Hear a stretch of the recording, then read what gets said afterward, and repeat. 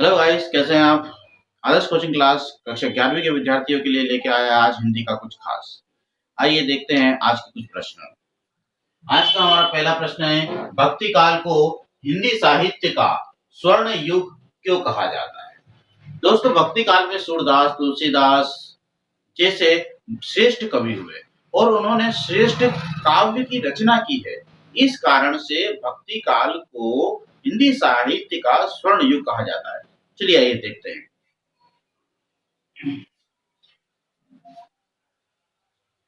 उत्तर, भक्ति काल में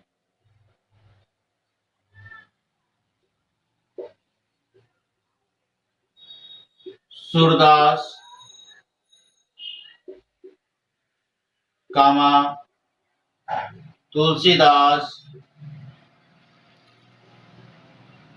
कामा, कबीर, कामा, जायसी जैसे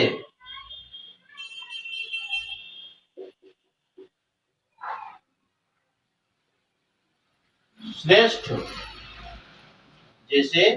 श्रेष्ठ कवियों ने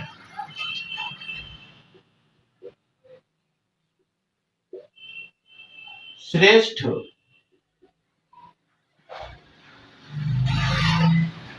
काव्य की रचना की है।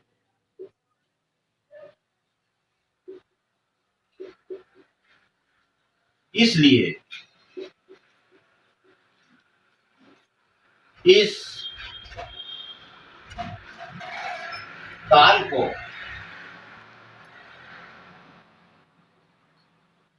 हिंदी साहित्य का स्वर्ण युग कहा जाता है।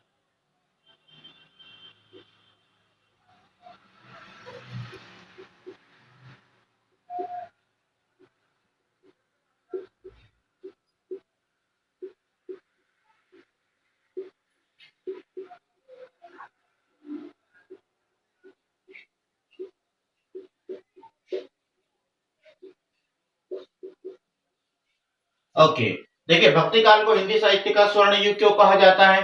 तो भक्ति काल में सूरदास, तुलसीदास, कबीरदास, जायसी जैसे श्रेष्ठ कवियों ने श्रेष्ठ काव्य की रचना की है। इसलिए इस काल को हिंदी साहित्य का स्वर्ण युग कहा जाता है। ओके गाइस, चलिए दूसरा प्रश्न। प्रश्न क्रमांक 2, निर्गुण भक्ति धारा की दो विशेषताएं बताते हुए दो कवियों के नाम बताइए। निर्गुण भक्ति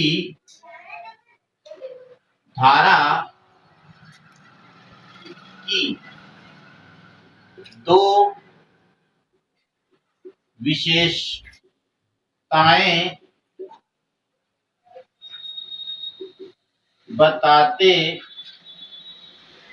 हुए दो कवियों के नाम लिखिए।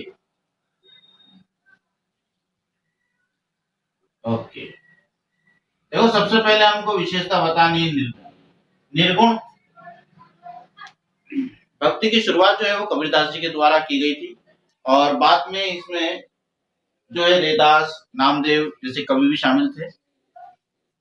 अब इसकी विशेषता क्या थी? सबसे पहली विशेषता थी निर्गुण भक्ति धारा की दो विशेषताएं लिख लेते पहले अपन। निर्गुण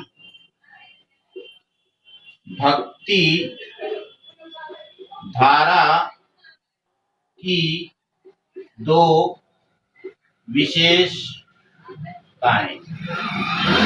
सबसे पहली विशेषता है कि इसमें मूर्ति पूजा का विरोध किया गया। मूर्ति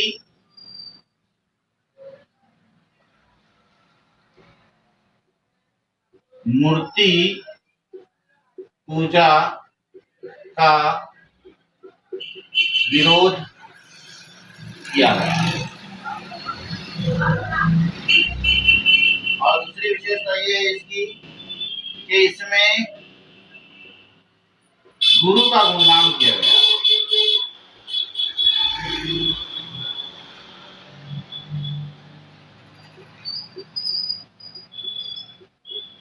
पहली विशेषता क्या है निर्गुण भक्ति धारा की कि इसमें मूर्ति पूजा का विरोध किया गया, और दूसरी क्या है इसमें गुरु का गुणगान किया गया। और कवियों के नाम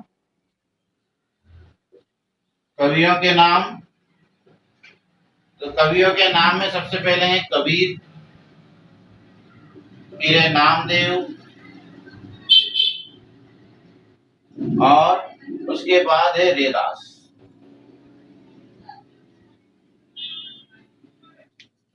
निर्गुण भक्ति धारा में ईश्वर को जो है प्रकाश स्वरूप माना गया है, मूर्ति पूजा का विरोध किया गया है, इसमें गुरु के गुणगान में है ना किया गया है, और निर्गुण निराकार माना गया है ईश्वर को। ठीक है, चलिए आइए देखते अगला प्रश्न।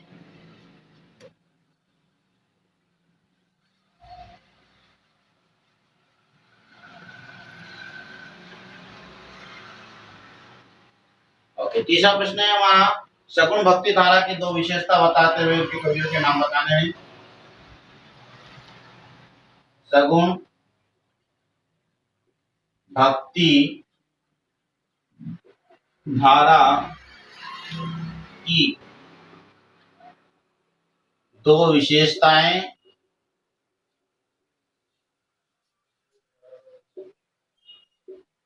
बताइए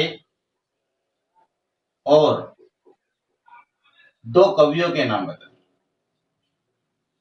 दो कवियों के नाम बताइए। यह हमारा तीसरा प्रश्न है। देखिए, सबसे पहले हम इसकी विशेषताएं देख लेते हैं। सगुण भक्ति धारा में क्या था? सगुण भक्ति धारा की शुरुआत जो है वो तुलसीदास जी के द्वारा की गई थी, और इसमें ईश्वर को साकार माना गया, अवतारवाद को माना गया, इसमें मूर्ति पूजा पर विशेष बल दिया गया। ठीक है ना, तो ये तीन विशेषताएं हो गई है। तो सबसे पहले अपन विशेषता देखते हैं सगुण भक्ति धारा की विशेषता। भक्ति धारा की विशेषताएं। पहली विशेषता क्या है?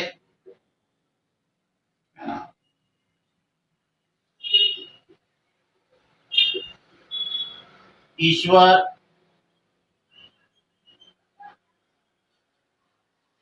के साकार रूप की आराधना। ठीक है, ईश्वर के साकार रूप की आराधना। दूसरा है मूर्ति पूजा, मूर्ति पूजा का समर्थन, मूर्ति पूजा का समर्थन।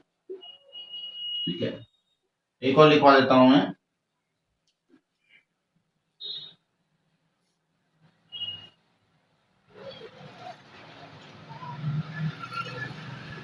ईश्वर की सगुण भक्ति।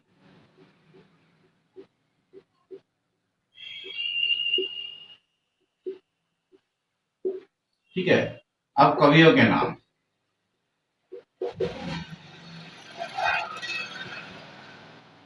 कवि में सबसे पहले कौन है? तुलसीदास। तुलसीदास, फिर सूरदास, नंददास,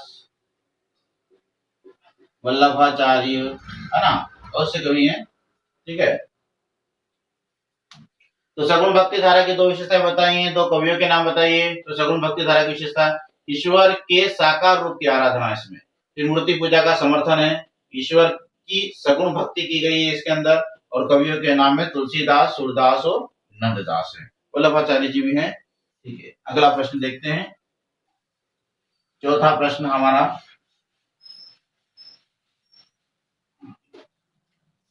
चौथा प्रश्न है रीतिकाल की विशेषताएं बताइए। रीतिकाल की विशेषताएं बताइए।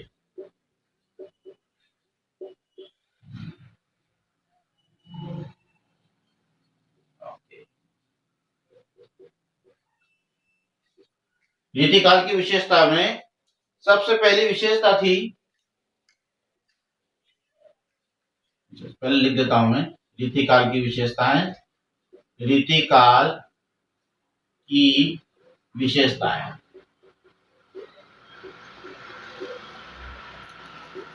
पहली विशेषता थी श्रृंगार रस और वीर रस की प्रधानता।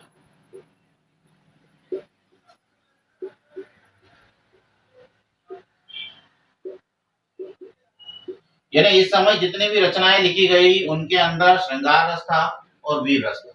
यानी वो श्रृंगार और वीर रस की उसके अंदर प्रधानता थी, यानी उसी के बारे में, श्रृंगार रस और वीर रस के बारे में लिखा गया था।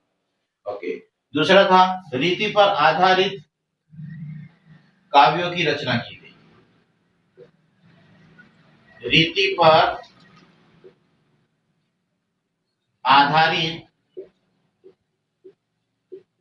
काव्यों की रचना, ठीक है। तीसरा क्या है, विचारों में नवीनता का अभाव था। विचारों में नवीनता का अभाव, माने पुराने रस, श्रृंगार रस पे अगर कोई लिख रहा है तो उसको देखे देखे श्रृंगार रस पे सब लोग लिख रहे थे, वीर रस पे लिख रहा था तो वीर रस पे लिख रहे थे, है ना। कोई श्रृंगार वीर दोनों पे लिख रहा था, तो विचारों में नवीनता का अभाव था, बिल्कुल नया कोई नहीं सोच रहा था, सब इसी पर आधारित रचनाएं लिख रहे थे। ओके। अच्छा, जो उस समय की जो भाषा थी ना वो क्या थी, तो उस समय भाषा के रूप में ब्रज और अवधि का प्रयोग किया जाता था। अवधि का प्रयोग, है ना। यानी कि जितनी भी रचनाएं हुई ना वो ब्रज और अवधि भाषा में की गई, ठीक है। तो भाषा के रूप एक काम करते हैं, इसको थोड़ा सही से लिख करते हैं।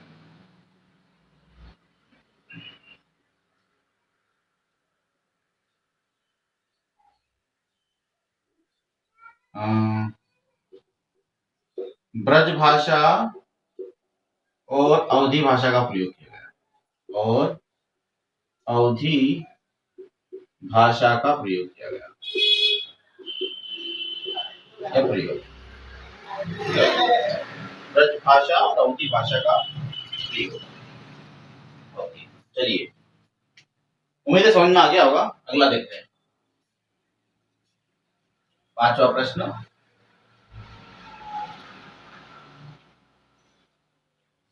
पांचवा प्रश्न है, छायावाद की प्रमुख विशेषताएं। छायावाद की प्रमुख विशेषताएं।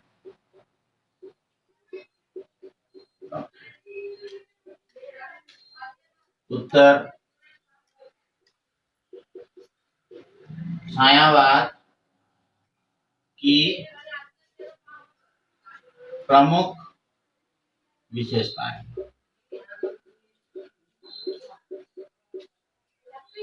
ओके। सबसे पहली विशेषता क्या थी इसमें, तो इसमें कल्पना की प्रधानता थी। यानी इस समय जितनी भी रचनाएं लिखी गई वो कल्पना के माध्यम से लिखी गई। कवि के मन में जो जो कल्पना आती गई वो अपनी कल्पना के माध्यम को लिखते चले गए, है ना। तो कल्पना की प्रधानता, कल्पना की प्रधानता। दूसरा था रहस्यवाद, रहस्यवाद। तीसरा आत्म अभिव्यक्ति,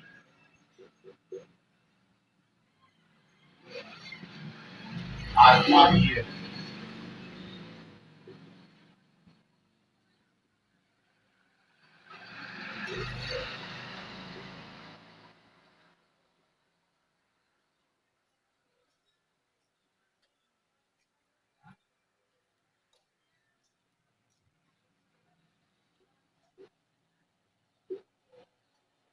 आत्माभिव्यक्ति, ठीक है ना। यानी अपने मन में जो जो कुछ विचार आए उनको उसके बारे में उन्होंने लिखा। उसके पश्चात नारी सौंदर्य का चित्रण किया गया, नारी की सुंदरता का वर्णन किया गया। नारी सौंदर्य का चित्रण, यानी नारी की सुंदरता का वर्णन किया गया। फिर प्रकृति का भी वर्णन किया गया। प्रकृति का वर्णन, ठीक है ना। किसी कवि को यदि प्रकृति का कोई दृश्य पसंद आ गया तो उसने उसके ऊपर रचना लिखना शुरू कर दी। तो इस प्रकार से प्रकृति का भी वर्णन किया गया। छायावाद की प्रमुख विशेषता में क्या है? कल्पना की प्रधानता, यानी व्यक्ति अपनी कल्पना जो कल्पना आती थी उसके मन में उसके ऊपर रचना लिखनी शुरू कर दी। रहस्यवाद, ठीक है ना, ईश्वर के साथ अपने आप को जोड़ दिया। तो उसमें रहस्यवाद, आत्म अभिव्यक्ति, अपनी आत्मा की अभिव्यक्ति की, यानी अपने मन के अंदर अंदरूनी विचारों के बारे में उन्होंने लिखना शुरू किया। नारी के सौंदर्य का चित्रण, नारी की सुंदरता का वर्णन किया। और प्रकृति का वर्णन, यानी प्रकृति के बारे में उन्होंने लिखना शुरू किया। तो ये थी छायावाद की प्रमुख विशेषताएं। चलिए,